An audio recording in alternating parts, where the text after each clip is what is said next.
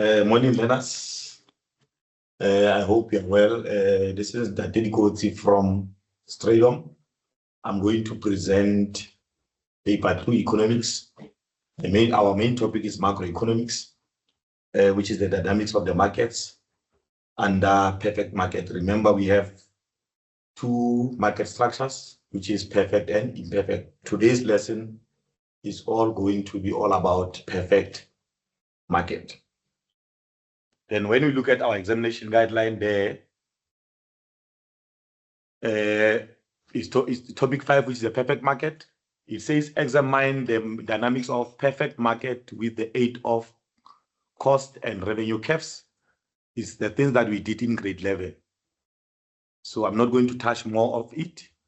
Those are the things that we did in grade 11 where we were reviewing cost and revenue tables and curves done in grade 11, as the examination guideline is saying, distinguishing short and long run. You know those periods that we have, the short run period and the long run period. Then our focus today, mostly we are going to look at the concepts related to the topic, which is the perfect market, and also examine the characteristics, and we'll go off and on with other related concepts today. Right, let's look at our concepts there. Very important for us to know the market. What is a market? There are so many sources that we can use, learners, in order to describe the concept, what is a market. So, but let's not deviate from the main content that explains clearly what is a market. Now, when you look at our definition there, what is a market? It's a mechanism that brings together the buyer and seller. What is important there? We need to acknowledge that there is a buyer and the seller. Then the next concept there is market structure. The characteristics of a market that influence its performance. Remember, the market structures we have imperfect and perfect. Hence, we say it's a characteristics that will influence the performance of that particular market structure. All right. The next concept there is industry, which refers to all business producing a particular kind of a product or a service.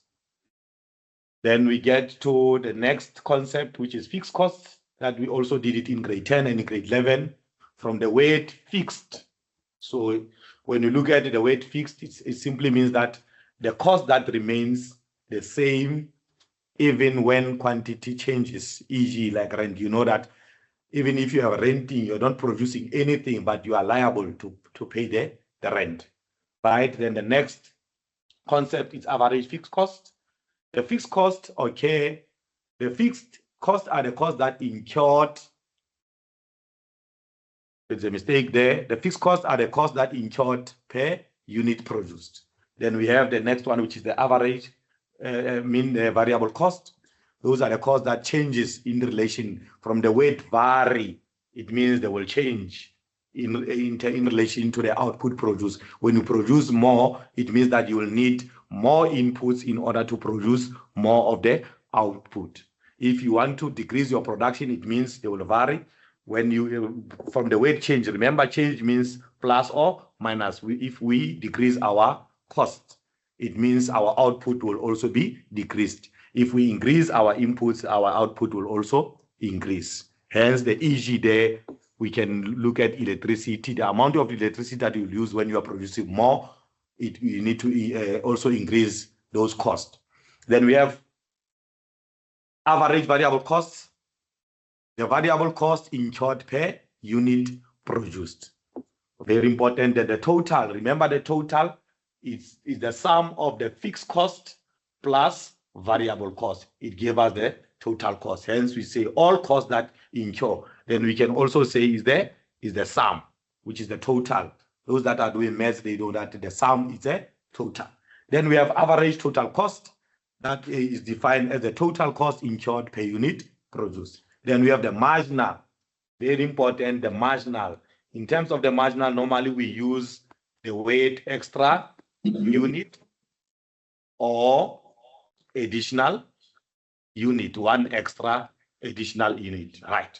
Then the marginal cost from the weight cost, what cost us to produce that particular extra unit or one additional unit. Then we say the increase in the total cost when extra unit, maybe one one extra unit is produced, how much it costs. We need to know that.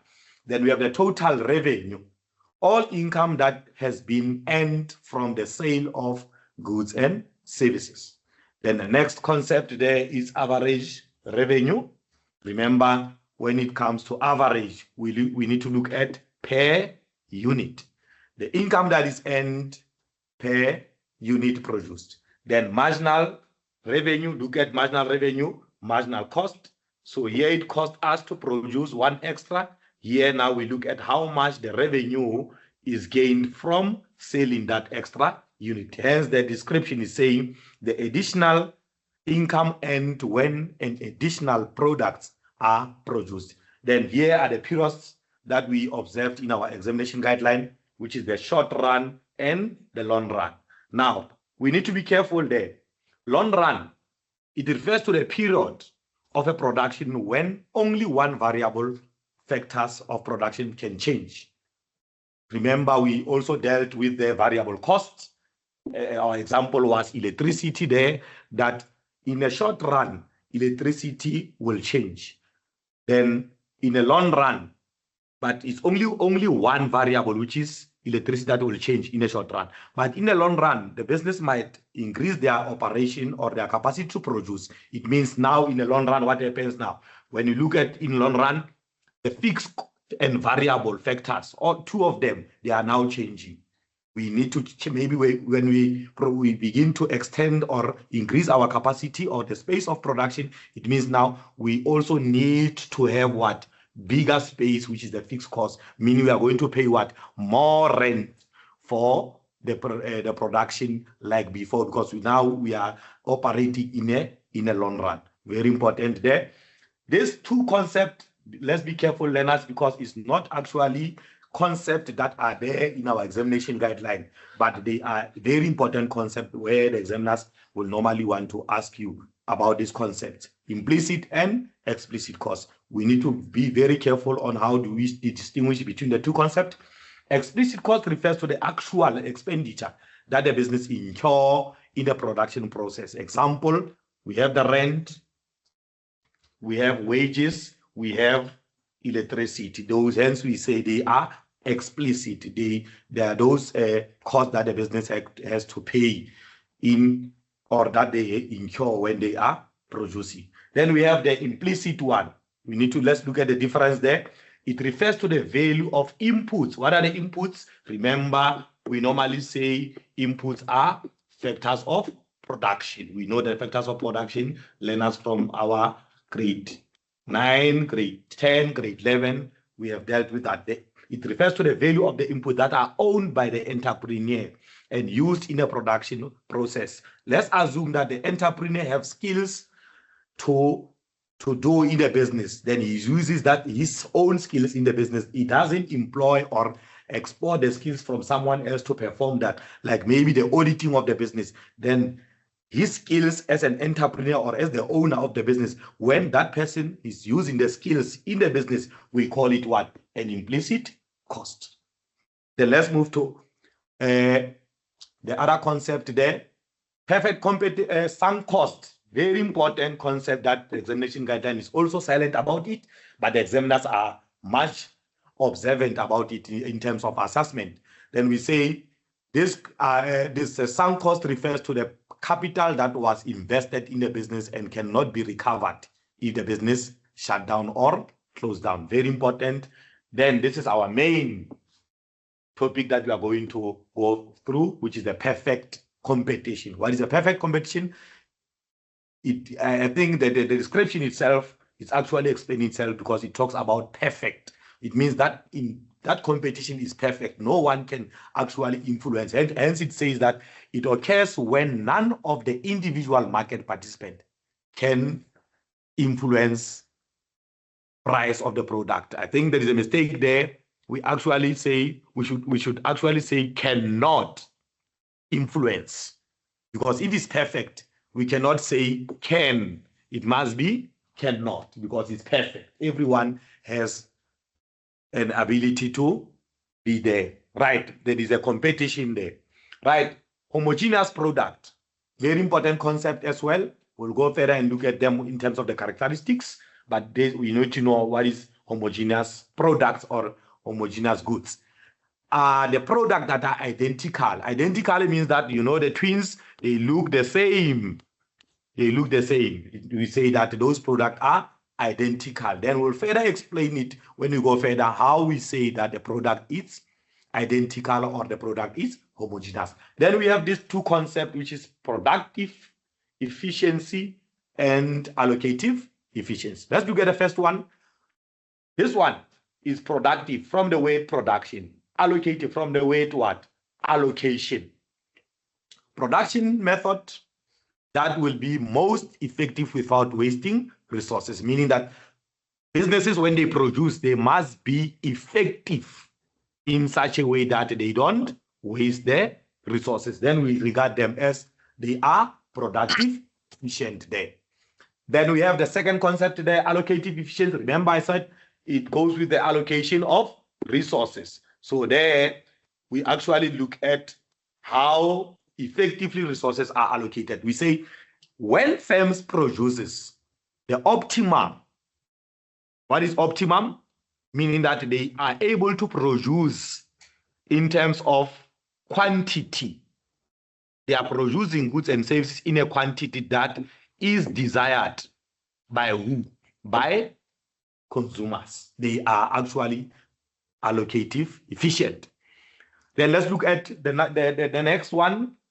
The three concepts, we are going to look at them, and the graphs are there. Learners, you know that one. We are going to look at normal profit. We are going to look at economic profit as well as the economic loss and the shutdown. But before we go about the graphs, we need to understand concept. Remember, learners, concepts are there in section A of our question papers in 1.1, which is the matching multiple choice, as well as 1.2, where is matching column, as well as 1.3, where you need to give a description for the concept. Now, economic profit refers to the profit end in addition to normal, meaning that it is not actually equal. It's not where average revenue is equals to marginal revenue. It means that here in this case, I'm not good in mathematics, but maybe I can try.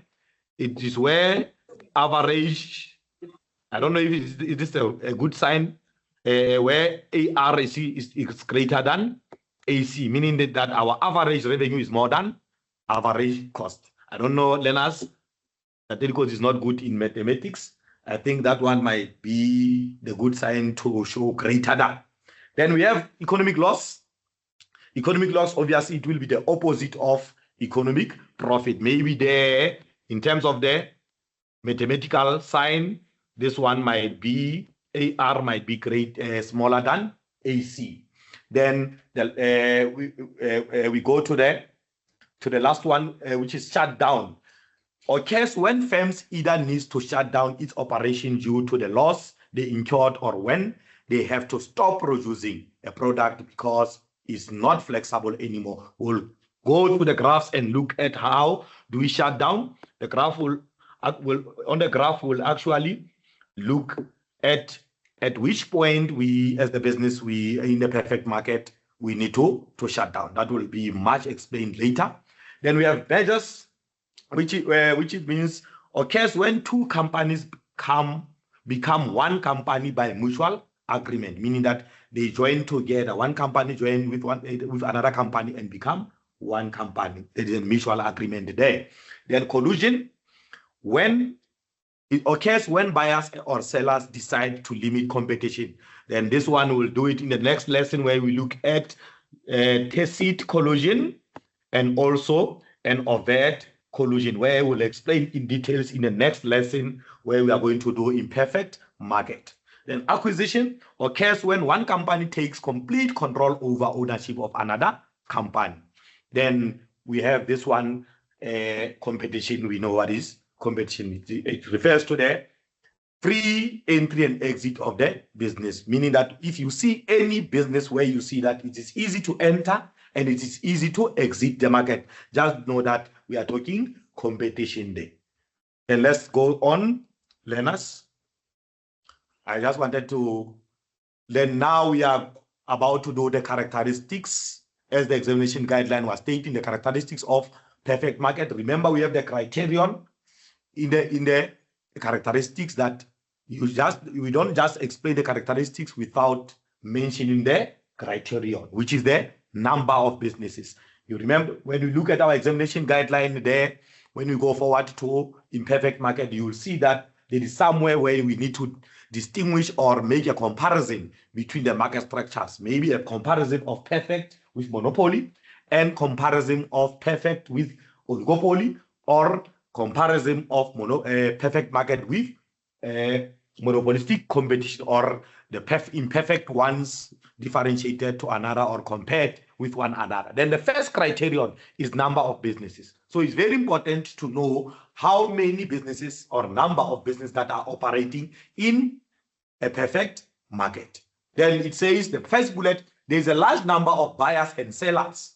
I highlighted this large number of buyers and sellers so that it can make sense of how many numbers of sellers must be there in a perfect market, that an individual participant is significant or too small in relation to the market. Then the second bullet, this means no individual buyer or a seller can influence the market price. As much as there are many buyers in that particular market, no one is having an authority in terms of influencing the market price. Then let's look at the second criterion of the market structure. Then hence we say, because of there is no one that can influence the market price, then hence we say that all the sellers operating in the perfect market, they are the what? They are the price takers. They are taking the price. You will see when we go on in terms of the graphs of the individual firms, individual industries, and the individual firms, how perfect competitors are the price takers. The graph will also make us understand better on how do we say that. Then let's look at the criteria number 2. Nature of the product is very important. Remember the concept there we said, we talked about homogeneous. Then we need to look at the nature. What kind of a product is produced in that particular market? Then let's look at it. It says the products sold are homogeneous, meaning that they are identical. Remember what I've said when we were talking about homogeneous in the concept? They are the same. In regard to what? Meaning that now you need to elaborate further, because it might come as a question to say, briefly describe the term homogeneous. So when you explain the term, you say that homogeneous means that the product are identical in regard to the quality, the size, or the shape and appearance. Then you'll be able to say, we give you the full 2 marks to explain the concept that this product is homogeneous. Then let's look at the next one. It therefore does not matter from whom consumer buy the product, as they cannot be distinguished or differentiated. So it means that this market structure, they sell the product that are the same. So it doesn't matter where you buy the product, as long as that product is the same or it cannot be differentiated or distinguished. Then let's look at the third criterion. Our third criterion is market entry. How is the market entry? Is it easy to enter? Is it easy to leave? Then let's look at it. Then our market entry says there is a free entry to enter into and exit from the market. Why is it free? Because there are many buyers and sellers. This means that the market is fully accessible to anyone. An example that I normally make to our learners is that let's look at schools. At schools, there are ladies that are selling during break. Sometimes you see some, they don't come anymore. Some we see the new ones. It means that it is easy, fully access for them to enter and exit anytime. It doesn't need actually the third bullet. There are no legal entry when you want to enter in a perfect market. It doesn't financial implications or financial is not an issue to enter in a perfect competition. Technological issue is not there, or any other barriers to enter. It means it is easy to enter and leave. Then let's look at the criteria number 4. It talks about information in the perfect competition. Let's look at competition information. Consumers have full information. We know as consumers what is the price that is charged at the market. You cannot go to a certain store and buy 10 kg of rice at a price that is higher than the other. You know what is the prevailing price. Hence, it says perfect knowledge about the market condition. We actually know what is exactly things that are sold there. Then look at the bullet number 2. It says buyers have complete knowledge about what? The price, how much it costs to buy a certain product in a perfect market. We also have a knowledge about the quality of a product. We also know where to find the product. Hence, we talk of availability of the product in the market. Then let's look at the criterion.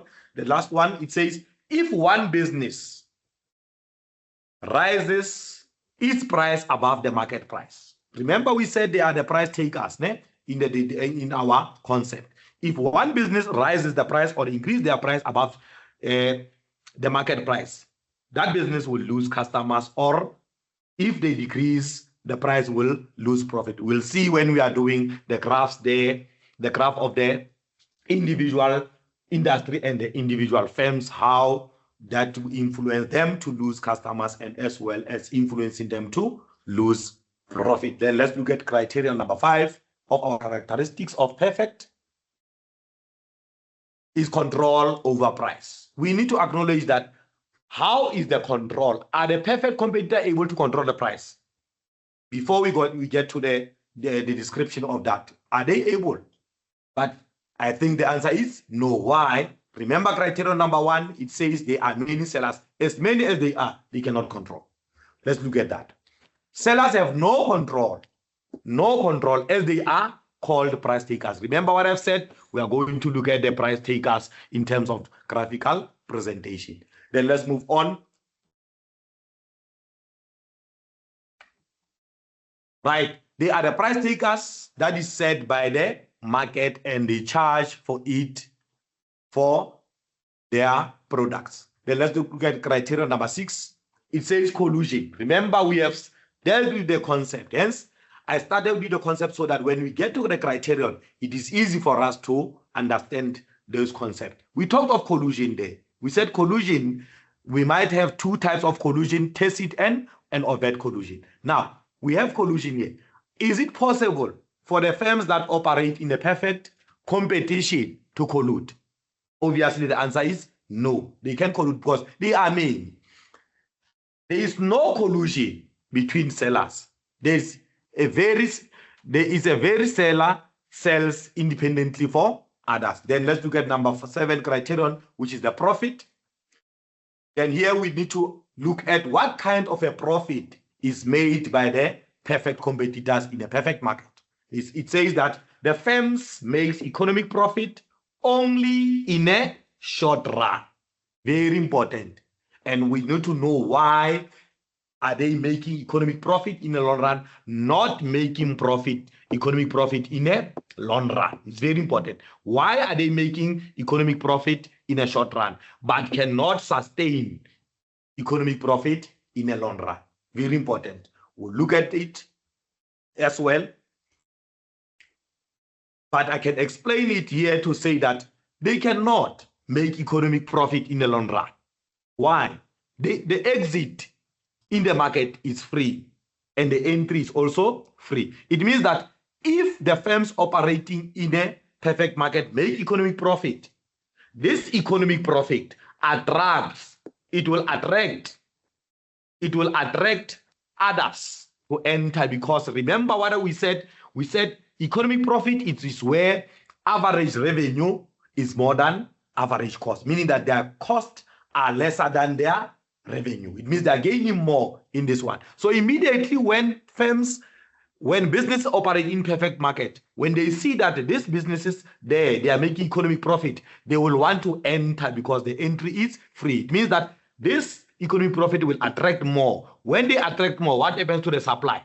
The supply will actually increase. What happens to the price? The price will also decrease. And when the price decreases, it makes what? It makes the profit of those particular business to shift from economic to normal. But we'll look at that. In the long run, more firms will enter. Do you see what I was explaining? Because of economic profit, more firms enter the market and only normal profit is possible due to the entry is free in the perfect market. Then now we look at individual business and individual industry. We need to able to explain what is the difference between individual business and the industry. 8 marks can come there. 8 marks can come there. Right, we need to able to differentiate between the two concepts, very important, but we are going to observe the graphs as well. We say individual business, it's a firm that produces a particular product. Example, a maize. Right, let's go on. An industry consists of all individuals that produce what? The same product, e.g., a maize industry, tomato industry. Do you see what is happening there? We might have a farm that is harvesting maize. When that maize is being harvested, it's going to be sold where? To the individual businesses, from the farm to the businesses. So you see that we have farms that are harvesting or growing maize. When the maize is in its stage of final production for consumers to consume, it is still the maize from many different businesses that are selling maize. Itau, White Star, it becomes a what? A sale. Right, let's look at the next one.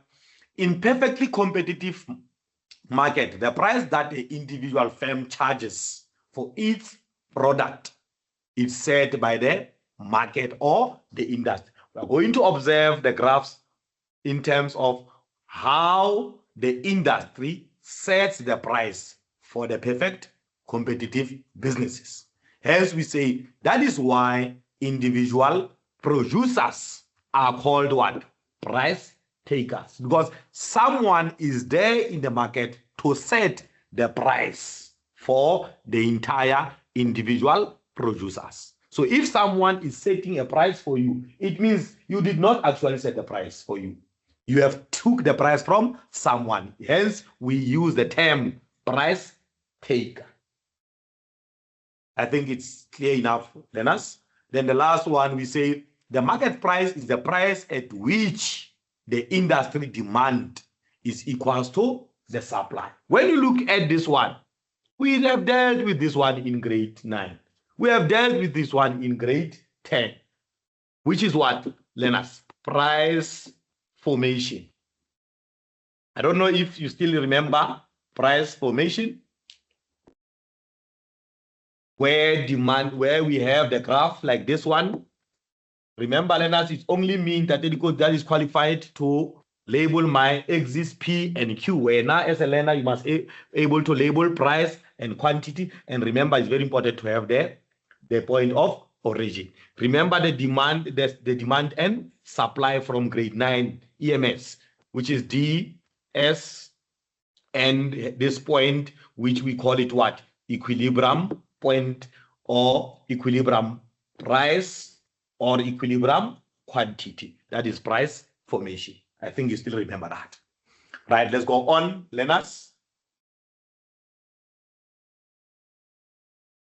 Then we have individual business takes price charged by market. You see now, the thing that I was explaining in terms of how do we say individual firms, they are the price taker. Why do we say they are the price taker? It is because of this. Perfectly so. Let's look at what I've just explained there. This is our vertical axis. This is our horizontal axis. This is our demand. This is our supply. Here, we can actually establish the quantity here, maybe Q1. Then this point becomes what? An equilibrium price. So it means that in a perfect market, the price is determined by the interaction of demand and supply, which is the what? The market forces. Then where demand and supply intersect, which is this point, then we become what? The price takers. Hence, you will see now we have developed or established a what? A line which is called a what? A horizontal demand curve. So be careful, learners. This question might also come to say, with the aid of well-labeled graph, explain individual industry and individual firm. Then let's look at how do we answer that question if it comes as an 8-mark to differentiate between the two graphs of the individual industry and an individual firm. So meaning this one, we then say is an individual industry. Right. Since the individual businesses is a price taker, its demand curve is horizontal and perfectly elastic. Remember the word elastic from grade 11. We have elastic and inelastic. When something is elastic, it means there is a what? There is a responsiveness. If something is inelastic, there is no responsiveness. Right. Then bullet 2, it says, for every unit of a product sold, the business received the same price, such as the average revenue that the firm received also the same as the price. Look at that. This is our price, is the same as the average revenue on our what? On our horizontal demand curve, because we are the price takers. We took the price from the individual industry and we are using that price. Therefore, the third bullet, they receive the revenue for selling an additional unit of the product, which is the marginal revenue. It means, remember what we have explained the concept to say, what is marginal revenue? Is an additional profit gain for selling one extra unit. It means firms operating in a perfect competition, even if they can add the quantity of a product, but they are still going to sell at price P1. Even if they can add, or they can add additional product on their MC, which is the marginal cost, the price is still going to be, the product is still going to be sold at price P1. Hence here it says, for selling an additional unit of the product, which is the marginal revenue, will also give the same what? Amount of price, which is the what? The AR. It means no price that we can sell except the price that is being given by the individual industry, which is the price P1, no other price. Remember, if we tend to say, I cannot increase, I want to increase the price from P to P2, as an individual firm, you say, I'm not going to take the price from the individual industry, I'm going to use my own price. It's fine, but look at the danger of that. If you are going to say, I'm not going to sell at price P1, I'm going to sell at price P2, you are going to increase your price. It's fine, do that. But look at the challenge will be. If you increase your price, remember the information as a criterion. We said, what is happening in terms of information? The buyers have the full knowledge of the price that is charged at the market. They have the perfect knowledge. So if you are going to increase the price, you are going to lose customers. Why you lose the customers? Because customers have the full knowledge of the price that is charged at the market. Even if you say, okay, I'm not going to take the price P1, I'm not going to be the price taker, it's fine. Then you say, me, I want to attract more customers. Let me decrease the price to sell at P3. Meaning you are selling at the price below the market price. The price that is charged is the price P1. You say, I'm selling at price P3 to attract more customers. It's fine. You do that. Remember, as consumers, we only actually want to buy when the price are low.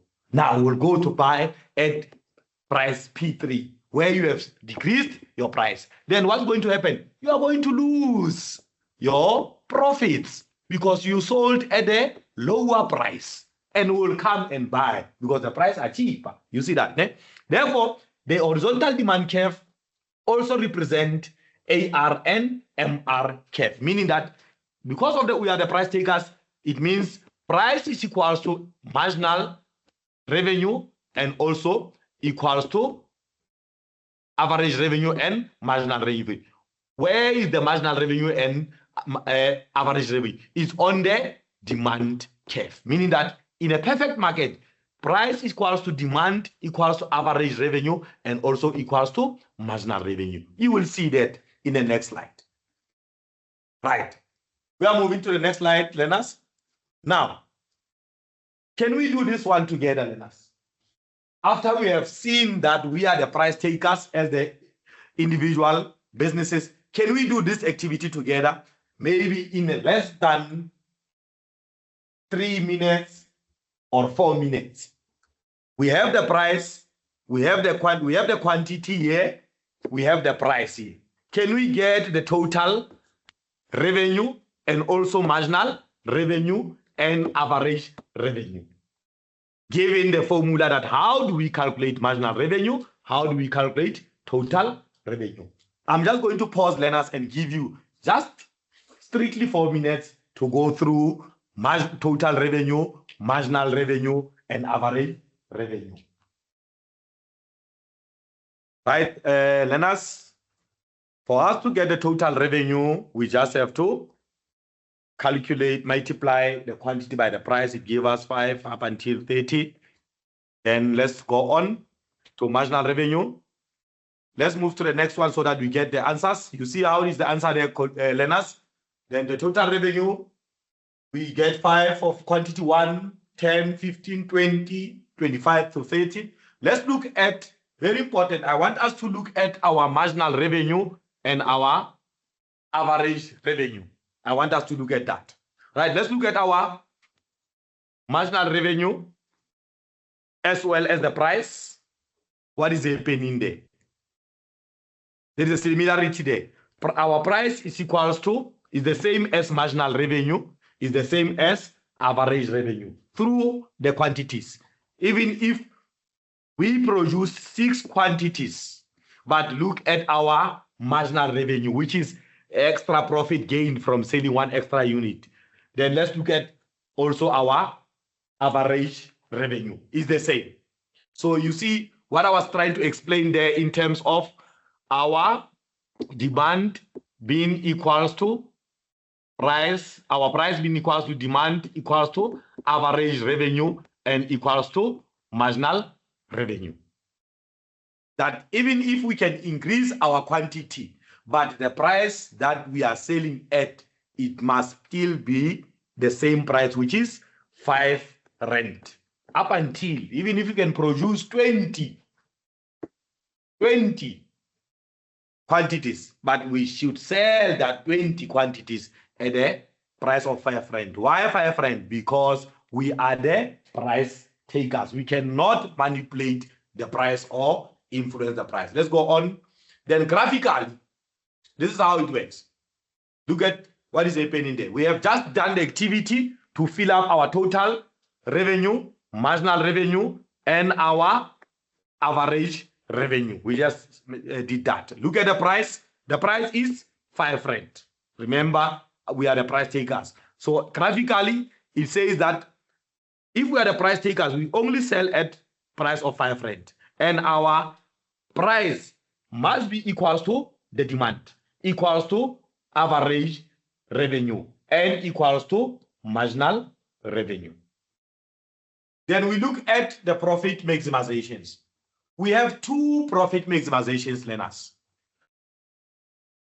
Without looking at this graph, actually this is what we had in a previous slide, as we have calculated in our table as the price takers. Now, we are going to deal with this first one, which is the profit maximization using MR and MC. Come on, Soma. In short, it simply means that where MR is equal to MC, that is our profit maximization point. Then let's look at the definition. It says an individual firm in a perfect market can maximize profit, make highest profit where MC is equals to MR. Then where is the MC equals to MR?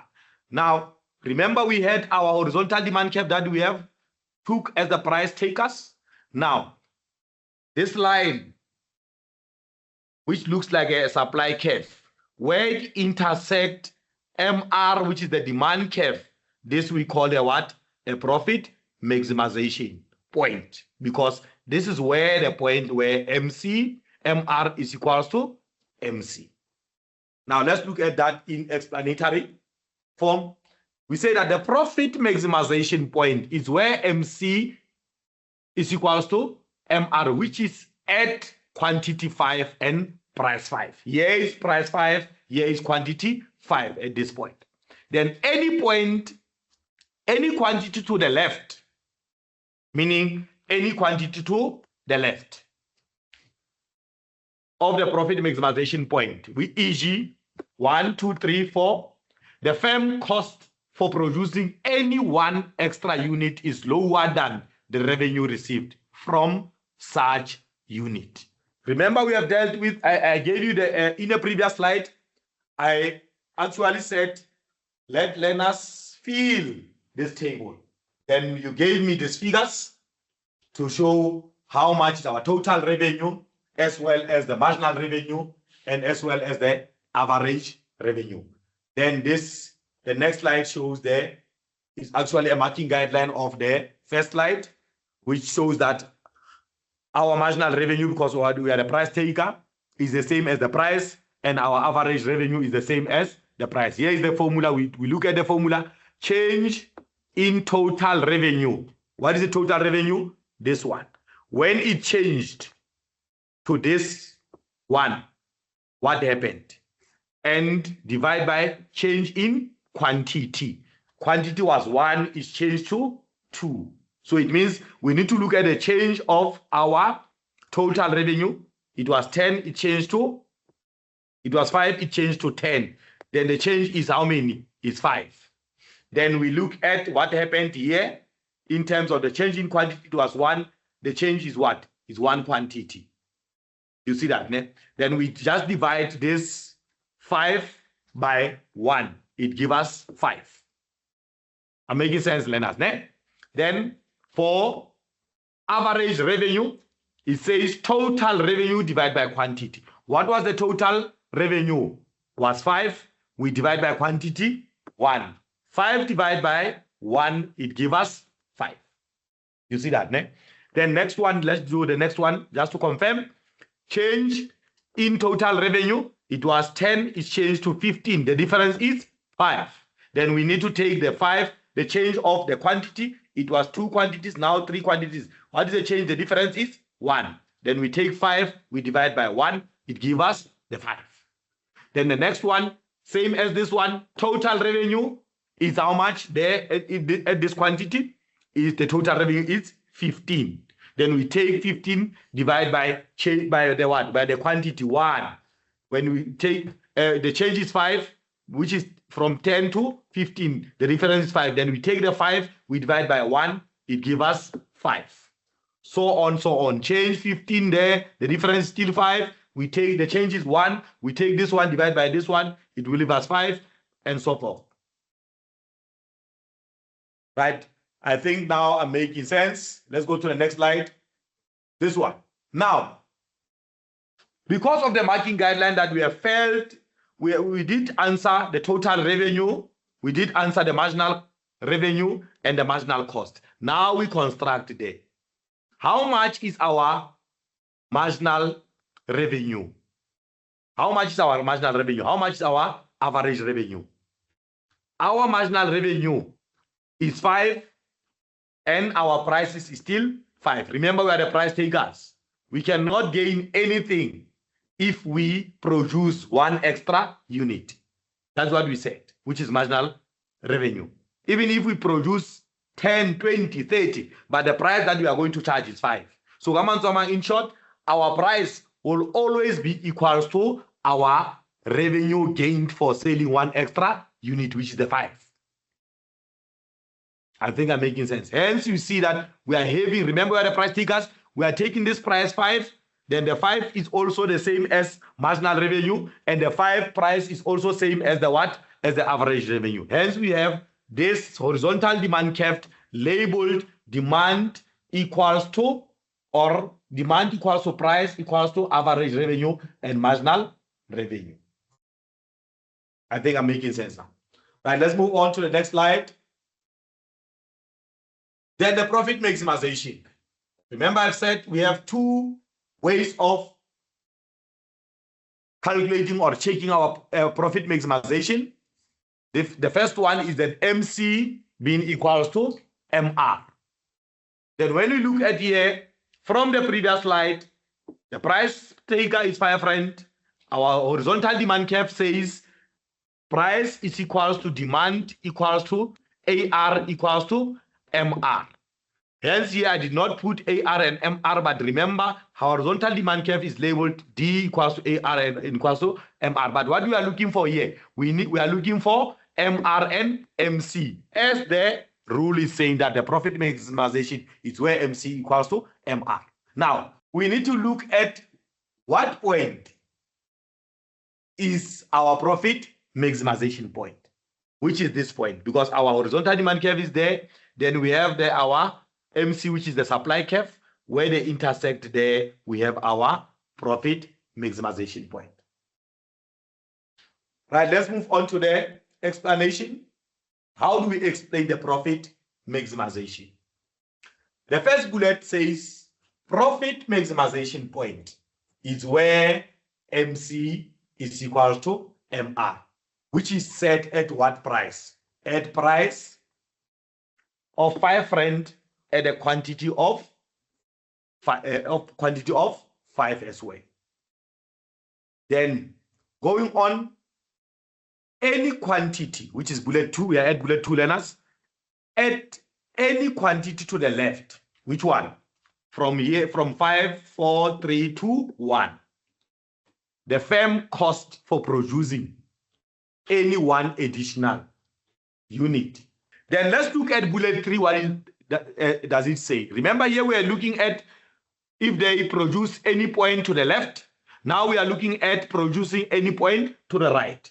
Remember, we want to justify the price taker, that they can increase or decrease the price, even if they increase the quantity. Remember, the table shows us, even if they sell up until quantity 6, but the price, the prevailing price in the market is still 5 rand.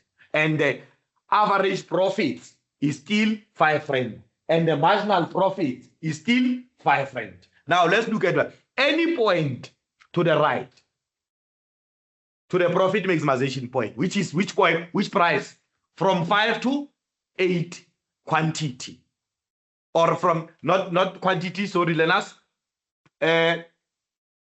Yes, quantity, any quantity, meaning that even if they can decrease the quantity or increase the quantity. Remember the graph that I did, that even if they increase the price or decrease the price, there is an impact there, which are both negative. If they increase the price, they are losing customers. If they decrease the price, they are losing profits. Then it says the cost of producing any additional. What is additional? We are selling at 5 rand, we are selling 5 quantities. Additional plus 1, 6 plus 1, 7 plus 1, 8. But look at what is happening. Higher than the revenue received from such unit.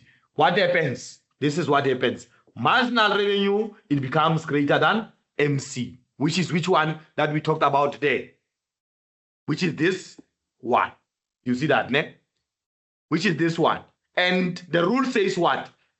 Profit maximization is where MC equals to MR. Are they equal here? They are not equal. Though MR is greater than MC, but they are not equal. Their MR is smaller than MC, but are they equal? No, they are not equal. So we cannot actually call it profit maximization, because they are not actually equal. One is greater than the other, but one is smaller than the other. But the rule says what? It is a profit maximization only when MC is equals to MR. So therefore, any of the additional unit produced will reduce the firm's total profit, because such unit brings no additional profit.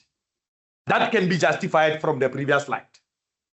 Look at that. Any additional, it doesn't bring anything. Any additional, we add 4, it doesn't bring anything. We add 5, it doesn't bring anything in terms of both marginal revenue and average revenue. You produce 6. Hence, I said up until 21 or 100.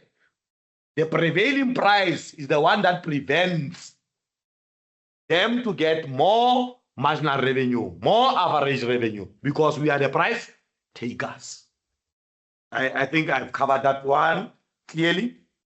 Right, here is the next profit maximization. Remember, we dealt with MC being equals to MR. But this one, look at what is happening here. It says a profit maximization using TR and TC. It doesn't say TR equals to TC. Now it says we need to use them both to check, and its end not being equal. Now, look at what is happening there in terms of the description. A perfectly competitive firm maximizes profits where the positive, I have underlined this one or highlighted this one or colored this one differently, where there is a positive between the total revenue and the total cost is the highest. In other words, it means that we need to see the difference between TC, which is the total revenue, and the total cost being at the positive highest. Then we can say there is a profit maximization. Not the same as the previous one where we say MR must be equal to MC, but it must be at what? At the highest different positive. Then let's look at the graph there. At this point A, here, this one is our total. It's our total revenue. I mean the straight line, which is the same as the supply curve. That one is our total revenue curve. This one that is bending and so forth, that is our total cost curve. So where they intersect there, it says they are. It is a what? It's a normal profit. They are actually equal. Even here at point C, we can say they are. It is a normal profit. They are equal. But remember, they are equal. But remember the rule. It doesn't want them to be equal. It must be end. And where do we see the profit maximization? Where there is a what? There is the cost is at the highest. It means there must be a greater gap between TC and TR. Look at what is happening here. From there, TC is above the TR.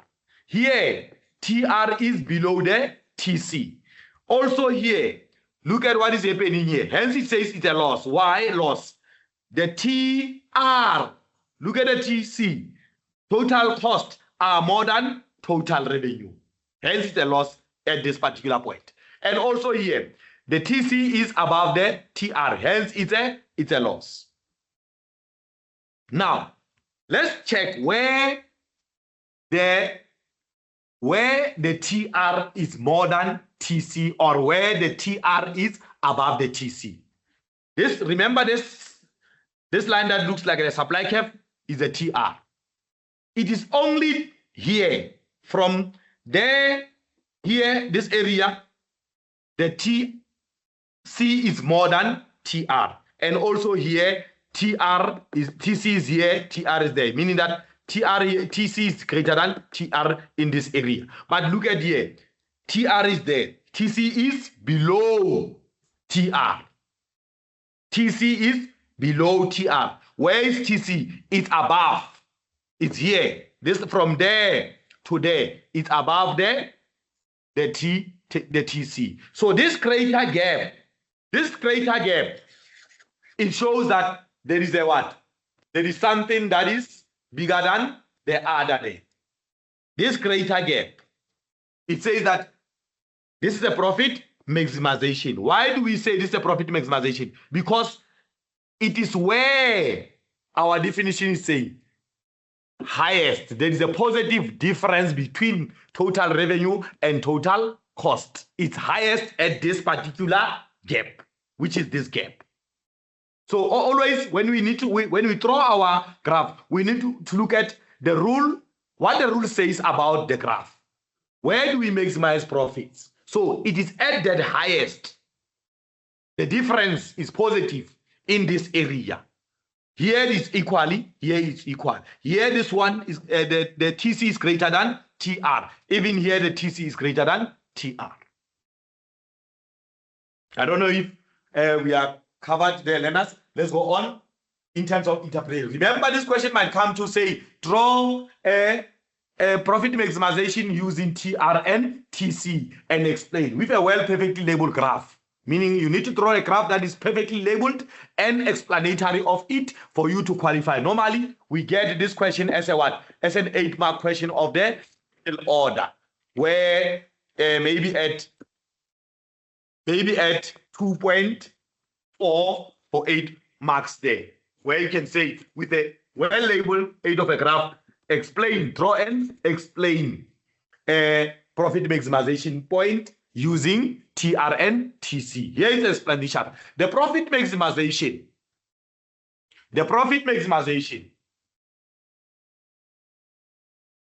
point at point B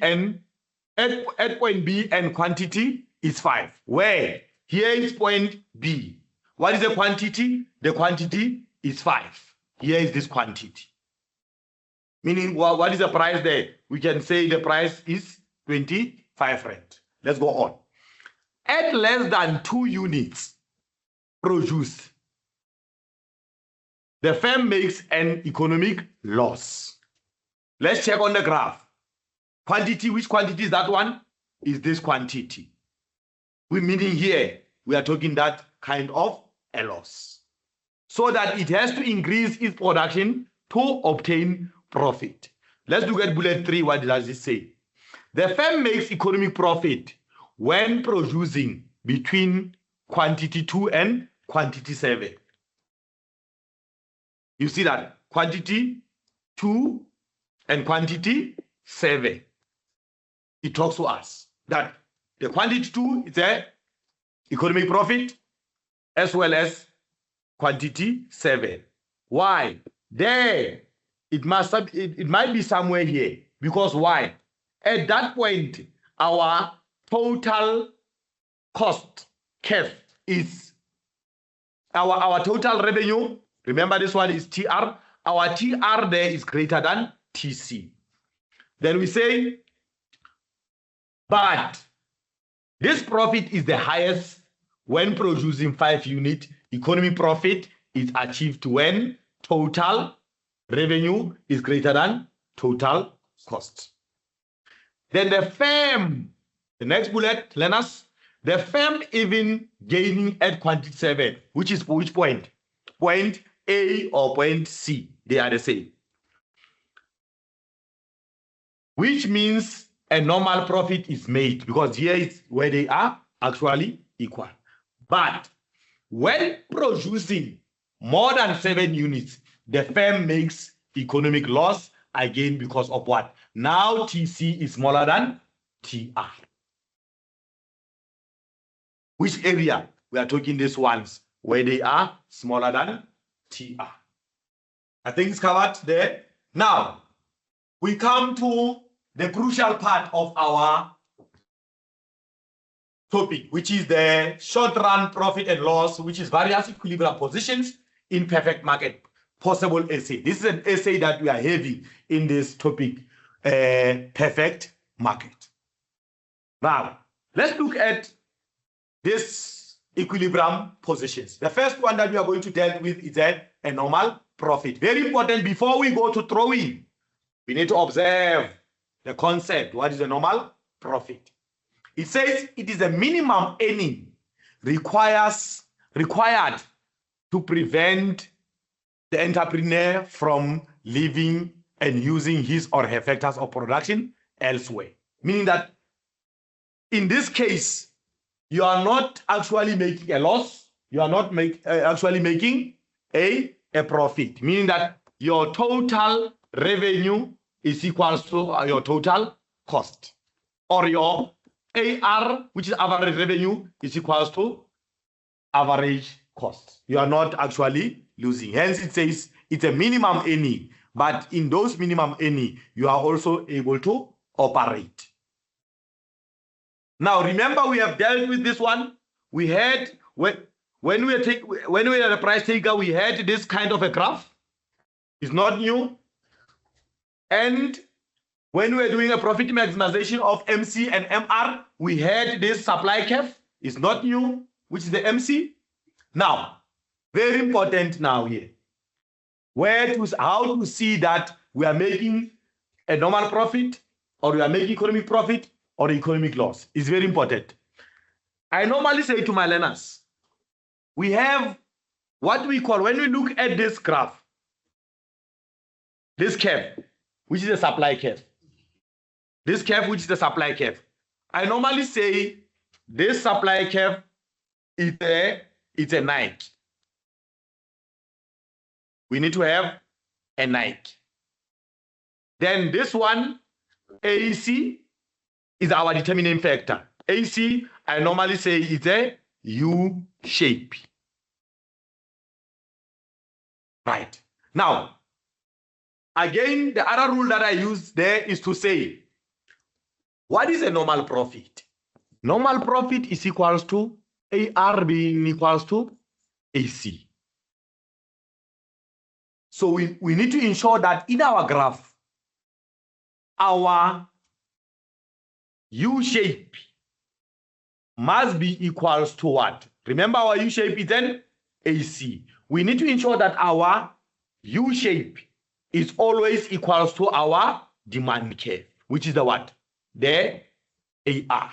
Because we say normal profit is where average revenue is equals to average cost. Now, remember we had this one when we were using the profit maximization of MC and MR. Now, let's look at it now. We take our MC, look at our AC. Here is our AC. Look at where it's lying.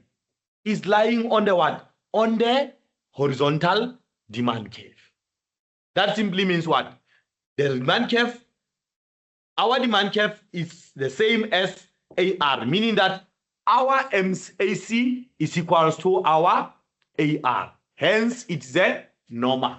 The rule can, we talked about it, that any point where we see AR being equals to AC, it must regard as what? As a normal profit. So we look at our U shape. Look at our U shape. Remember I said our U shape, which is the AC, is the determining factor. It is the one that will actually say or tell us where it's our equilibrium position. It is lying on the demand curve. And our MC is there cutting our U shape at its lowest point, which is in the middle of our U shape. If our U shape is like this, our Nike should actually cut at its lowest point. I think learners can able to see that or understand that. Let's look at the interpretation. Remember this essay, you need to draw and as well as explain what is actually happening in the graph of the normal profit. Then we say that, remember the concept is very important for the normal profit. Then you draw and now you explain. Even if this graph cannot be as an essay, but it's very important that as a learner to understand that it might come as a 2.4 middle order where you need to draw and explain. Then we allocate 4 for the graph as well as 4 for the explanation of the graph. Then we say the firm average cost of 20, that is this 20, is equals to its average revenue of 20. Point E, where MC is equals to MR, is the break-even point, and because the firm AR is equals to AC is also known as a normal profit. Remember the rule. We said a normal profit is a profit where AR is equals to AC. Then we have the calculations there. Somehow we can also explain to say a normal profit in terms of explanation. It is where now we see that our AC lies on the demand curve, which is the AR.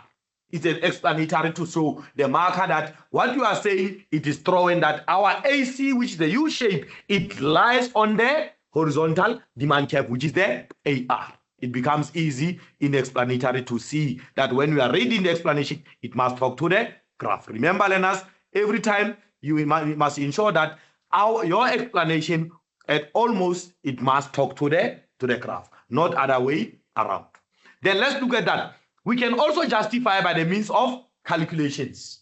How do you justify? Remember, you had your quantity, your price 20 rand, you have your 100 rand as a quantity. Then we can use the calculation in order to justify. There are two formulas that we can use. In terms of the graph drawing and looking at the formula AR minus AC multiplied by quantity, you can able to identify easily so to say, we are looking for AR.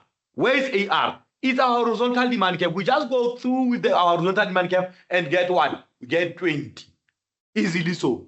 Then we go to our AC. We just go through the AC and move with the AC and give us how many again? Give us 20.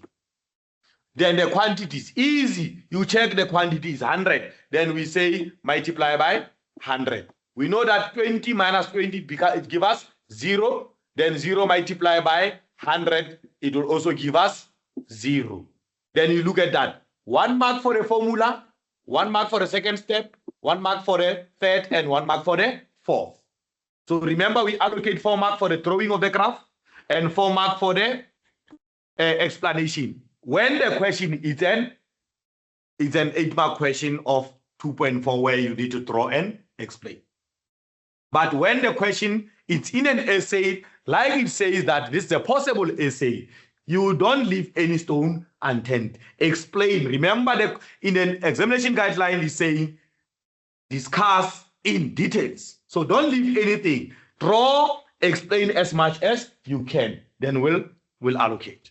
I know that there are many sources that learners use, but just check your sources that is credible enough in order to give the correct responses. Then let's move to the second equilibrium position. This one it was a loss graph. Remember, loss, we say we need to look at AC being equals to AR. And where is that? It is when AC lies on the demand curve, which is the AR. Then let's move on, learners. Then we have this one. We are now at this one, which is economic profit. Remember, first thing first, before we can go and draw and explain, we need to acknowledge the concept. What is economic profit? Economic profit is an extra profit that the firms make above the normal. Remember the normal there, it was where AC equals to AR. Now it means this one, the profit is more than the one that we got on the previous graph. Very important, learners. Remember what we said? We need to observe. Now economic profit, it must be where AR is greater than. I don't know if I'm correct, learners. I'm not good at maths. That sign is a greater than sign. Yes, even my technician is agreeing with me that that is a greater than. Now we are at the economic profit, meaning that we need to see. Hence, I normally say, if it's economic, let's say AR must be above. It will make us sense. When we say, write this rule down before you draw, so that it is easy for you to remember that when is economic profit, my AR should be above what? My AC. On the previous one, it's a normal. How do I see normal? My AC must lie on the demand curve, which is the AR. It becomes easy, learners. As in when you are drawing, it will tell you that, no, this one doesn't lie above. This one doesn't lie on. This one doesn't lie below. You need to change. That's why it's advisable that when drawing the graphs appearing as an essay, use a pencil so that it is easy for you to erase when you are not sure of where you have lied your AC or where your AC lied. So that it's easy to erase and correct that. But if you draw with a pen, it's permanent. It becomes a problem. And it will make your drawing be very ugly so that we cannot see. Now let's look at that. We say AR must be above. Look at that. Here is our AC. Here is our AR. Look at it. AR is above AAC. Our AR is there, AC is down there. It means what's happening there? It's economic profit. I don't know if you see. Here is our AR, which is the horizontal demand curve. Remember, we are comparing AR and AC. And the rule says what? Our AR must be above. Here is AR as a demand curve. It's above the AC. AC is below the horizontal demand curve, which is the AR. Very important. Now, this shaded area also, it needs to be acknowledged that this is economic profit, this shaded area. Then maybe put E1 there. Check where our AC lies. Remember I said the AC is a determining factor. Very important. Our AC is a determining factor. So now we can able to see that the AC lies below the horizontal demand curve, which is the AR. Now, very important. Now, when we explain, we say, now, remember here we said we need to explain the profit, the firm profit maximization point is where MC is equal to MR at point C, at point E, which is this point. That is not a problem. Remember that, learners, it's very important. The lowest point of the AC lies below. You see that, ne? The lowest point of the AC lies below the horizontal demand curve, which is the AR. Then the AR is highest than AC at average price of 20 rand, which is this one, and makes a price of profit per unit or sold. Then the total cost of the production are equals to total made, right? Here then we come to the calculations. Remember the formula that I said is much easier. AR minus AC multiplied by quantity. That one becomes easy. How? We look at AR is 20 there. AC, we move with it, is 15. We minus, then quantity is there. Down there as 100. It becomes easy for us to calculate. Right. Then 20 minus 15, we get 5 there. Then multiply by 100, it gives us 500. Very easy. Then we allocate 1 mark for each step that we have shown there. And remember, I said the sources that we are using, there are many, but check the source in terms of explanation of the graph. Is it relevant for marks to be allocated there? As I said, you can also put the bullet where you are explaining that our the AC now at this particular point lies below the horizontal demand curve, or the AR is above the AC. And also acknowledge this area to say a shaded area, 20 rand, 15 rand, E and E1 represent economic profit. We also allocate 2 marks for you to show that shaded area as well. Then let's move to the last graph of our essay, equilibrium positions. Then we have this one. Remember, at this point one, it is an economic loss. How is economic loss? It is when total revenue is less than total cost. Or we can also say average cost being smaller than, average revenue being smaller than average cost. Because these ones are there in the graph, it is easy for you to calculate. But remember, I said I'm going to show you this one of TC and TR in terms of calculation, but it's already displayed there in my explanation there. Then let's look at this one. AC now is above. Look at the AR is below. It means AC is greater than AR now. Hence, it becomes a what? An economic loss. I don't know that you see that, learners. AC now lies above the AR. Hence, I said, when you start, do the rules. Do the rules. Normal profit, AC must be equal to AR. Economic profit, AR must be greater than AC. Economic loss, AR must be smaller than AC. Then when you are about to construct your graphs, you go to your ruling to check, where did I position my AC? Is it above? Is it below? Is it equal? Then you are spot on. Then let's move on there in terms of explanation. Then this is the first one. We explain the concept, then you look at that and label your graph. Very important to label that. This time, I'm drawing economic loss and draw the graph. It becomes easy in that way. label it to say this economic loss, then draw the graph, then explain the graph. Then let's look at it now again. Then we say AC lies above the horizontal demand curve. Then we also acknowledge to say the shaded area. This shaded area is economic what? Economic loss. We allocate for that when you say that. Then show by the means of calculation as well that here is our AR. Remember, he said we need to lose AR minus AC multiplied by quantity. Where is AR? Horizontal demand curve is 20 minus AC. It's a U shape. We go with it, it gives us 23. Then multiply by quantity is this one 100. Then we say this is 100. Then minus this one, it gives us minus 3 multiplied by quantity. Then it gives us 300 negative. And that 300 is a what? It's a loss.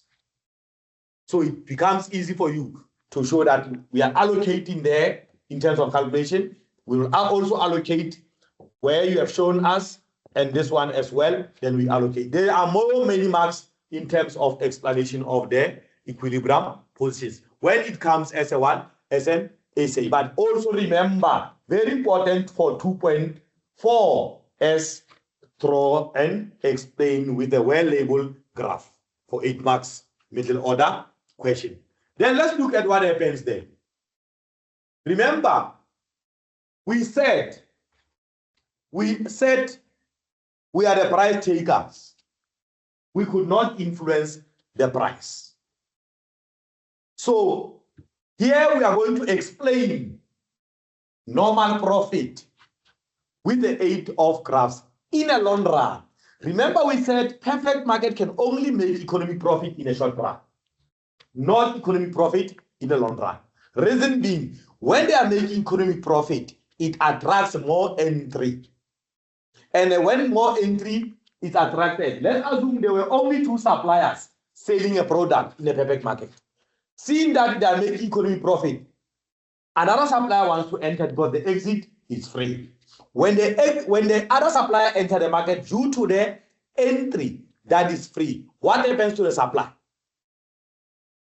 Now we talk of the law of supply because of the entry. Look at what is happening down there. I highlighted this one. Entry into market. What the influence is the entry of the market have on the equilibrium position or the profit that the firms operating in perfect market is making. When we observe the 2 graphs, learners, let's be careful here. Very important. I will try to go slowly as I can so that we can understand. Because some learners, they say that it goes, you are moving too fast. Okay, let's look at the example that I'm trying to make. That here are 2 businesses operating in perfect market, making economic profit. That economic profit is the one that attracts more businesses to enter in the market. Immediately, when more enter because of this economic profit that we just dealt with, that economic profit is an additional profit to the normal. It means these businesses are making more. Their total revenue is greater than total cost. Kappa, their average revenue is greater than their average cost. They are making more profits. Obviously, due to the entry, as per the market, as per characteristics, they will want to enter because they want to enjoy the benefits of getting more profits than incurring more costs. Then look at what is happening now, learners. If they enter in that number due to the attraction of economic profit, look what will happen. Remember, we are talking producers. Again, the demand is the one, is the consumers, the D. But the S is for who? The producers. So the producers will want to enter in that one because they are attracted by the economic profit. Look at what happens to the supply curve. The demand curve doesn't shift because we are not talking the consumers, we are talking producers, that they are entering in a long run due to the attraction of businesses operating in a perfect condition, making economic profit, which is this profit. Now look at the price that they were charging before. The price that we were charging before is that price, because this is the interaction of demand and supply. This is the price taker. Remember, we are the price taker, meaning we need to take what? Price P1. But due to the economic profit that is made by these firms, hence this one really LMC, LAC, which is long run marginal cost, long run average cost. We want to see what happens in the long run in terms of graphical presentation of the supply curve due to the attraction of economic profit. Look at what is happening. Entry into the market, it brings about more suppliers to enter. Then the supply curve will shift from S to S1. Immediately when the supply curve shifts from S to 1, the new price is formed at P1. It's actually the law of supply. The law of supply says when supply increases, the price will decrease. Hence you see price decreasing from P1 to P2. And the new equilibrium will be formed from E to E1. And the new quantity will also be formed from Q to Q2. Then it means now the new prevailing market price will be at P2. We are going to take this price now. And before, you see what was happening there. When we look at this price, look at our AC. Remember, we don't, before the entry of the supply, the price was P1. We had this horizontal demand curve. And look at our AC, which is long run average cost curve, where it lies below. It lies below what? AR. AC lies below AR. It means these firms were making economic profit because AR was greater than AC. But due to the economic profit that attracted more entry in the market, that increased the supply and also it decreased the prices. Look at what is happening now. Due to this increase of the supply, price shifted down, decreased. Then we had to take the new price, which is P2. Before that shift of the supply curve, we were selling at price P1, and our AC or our LAC was lying below. Here it was lying below the horizontal demand curve, which is the AR. It means these firms will make economic profit. But due to this entry, we had to sell at price P2 now. Look at now where is our AC. AC lies on the demand curve. And when it's on, what did we say? It's a normal profit. So it simply means that it justifies what the characteristics were saying, that the perfect competitor cannot make economic profit in a long run, but they can only make economic profit when? In a short run. Why? Economic profit in the short run attracts more business to enter, shift supply, shift price, also shift equilibrium position from economic profit to the normal. And the situation can be worsened. If the supply also can increase to say, they say, no, we can enter Shapu with the normal profit. Look at the supply, it's going to shift again. Look at the price, it's going to go to price P3. And if we take that price P3 here, what's going to happen? Look at the AC now. Look at our AC. Now it's above the price, above the DG, above the MR, and also above what? The AR. Right, let's look at, you see that what's happening now, Leonard. So if this business will say, now we are fine with the normal profit where we are breaking even, total revenue is equals to total cost, we can continue. But if they continue, look at if others enter. Remember the exit is free. With others enter, supply increases again from S1 to S2. Price going down from P to P3. We need to take the price. Remember we are the price takers. When we take the price to P3, look at what is happening. This is our new formed demand curve at price P3. But look at where the AC is. AC now is above the AR. Now we are doing what? Economic loss. So in simple terms, learners, the only thing that makes economic profits I mean, the equilibrium position to shift in this perfect market is an entry and exit.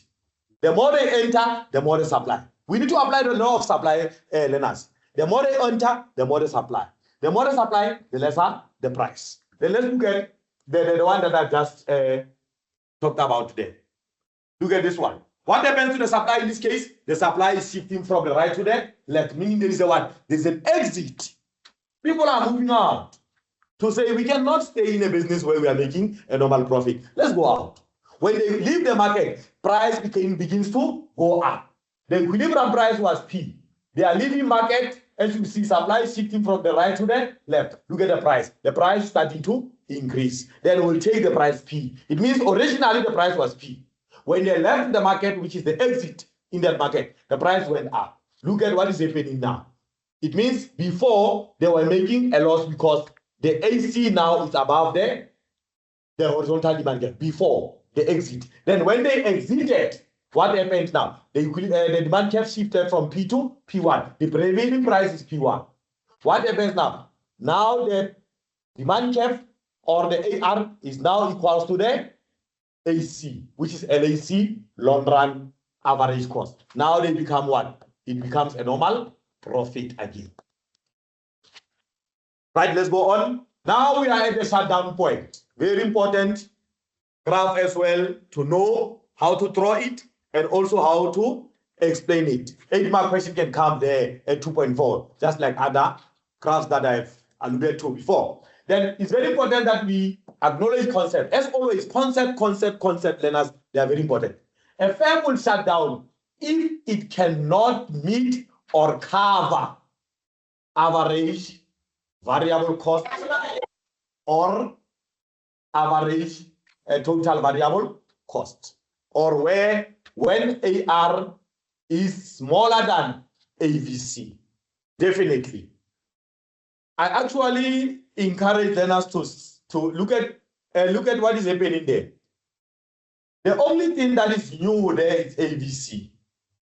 But when you look at this graph, you actually see something like equilibrium position being joined together there. But let's start with what is actually happening in point E. And when we look at point E, our ATC, which is a total average total cost, are below what? The AR. Meaning AR is greater than average total cost, and it's also greater than ABC. It says a point E, the firm is making economic profit. Why economic profit? It's because our average revenue is more than average total cost. Kappa is more than our average variable cost. Hence, it's economic profit at point E. Now, let's move to point D. What is happening there? Look at our ATC.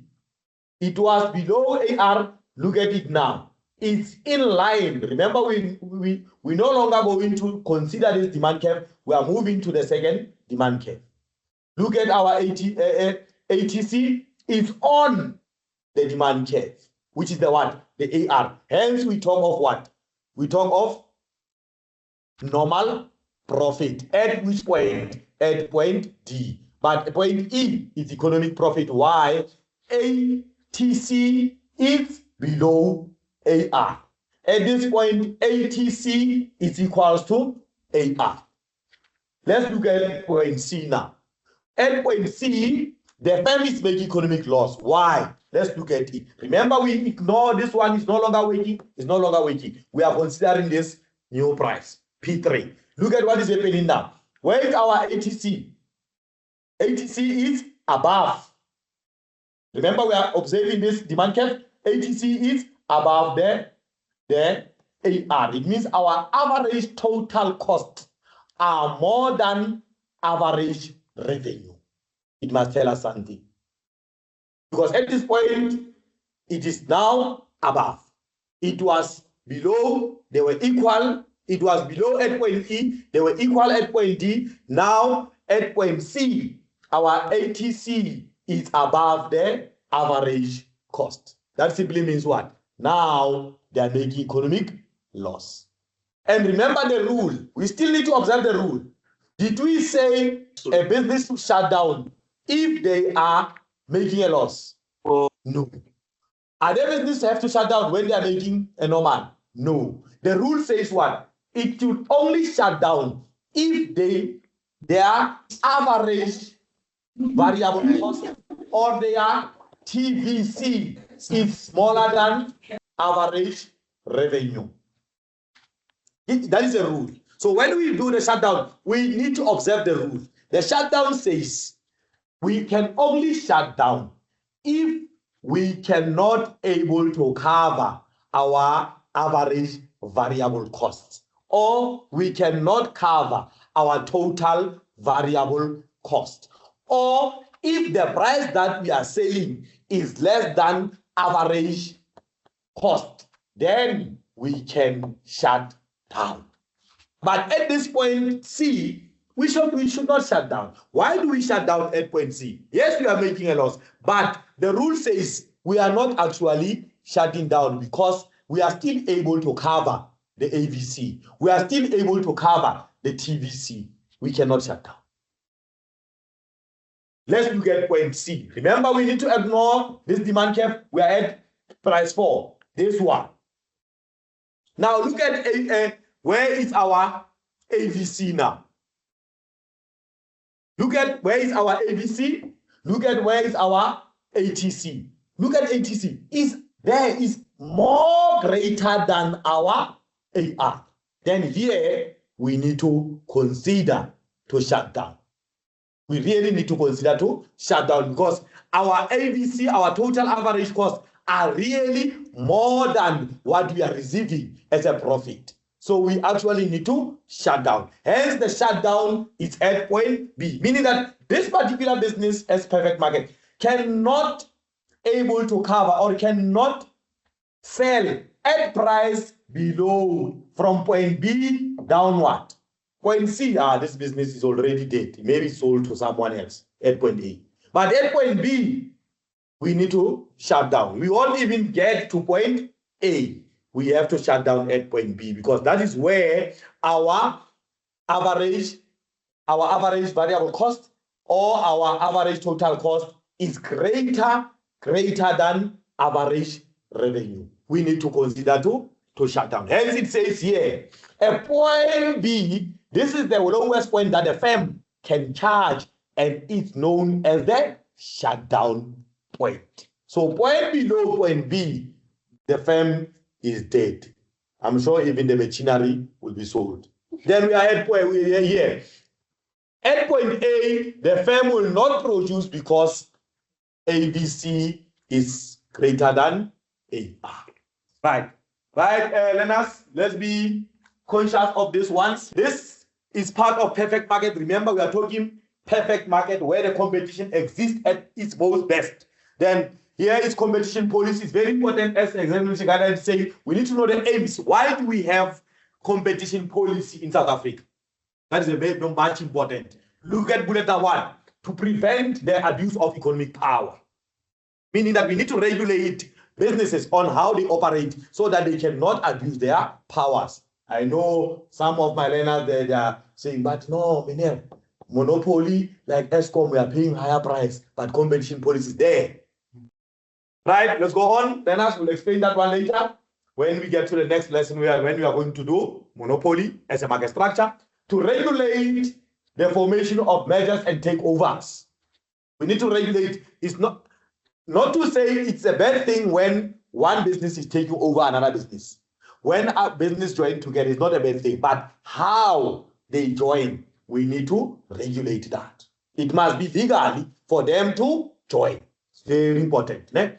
To prevent the firms using restrictive practice, we need to prevent them that whatever that they are doing, they are not abusing their market power in terms of maybe making collusion or maybe fixing price. Hence, we'll deal, I said earlier that we'll deal with more of collusion in the next lesson when we are doing oligopoly. And in terms of fixing price, that how that is not allowed. So the competition policy is one to regulate such or prevent such things that are happening in the market. Then the next one, to protect consumers. We need to protect consumers as a competition policy. The policy is there to ensure that consumers are not charged higher prices or inflated prices, and also they are supplying quality goods, or they supply goods that are desired by consumers, not over or under supplying, or products that are misleading consumers. That is the main aim of competition policy to be implemented. Then we look at the objective. Why? What is it that we achieve? As we have prevented, regulated, and protected, what is it that we want to achieve as the competition policy? We want to achieve promotion of efficiency in the market. We want to promote how market operates. There must be an efficient way.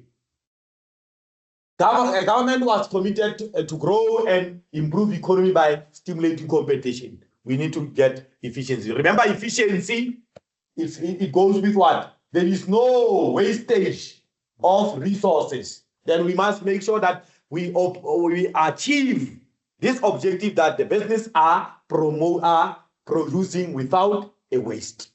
Providing variety. We need to ensure, meaning that in short, when we provide variety, our objective is to say, let us have more supply or more producers in the market so that the prices can be low, consumers can benefit.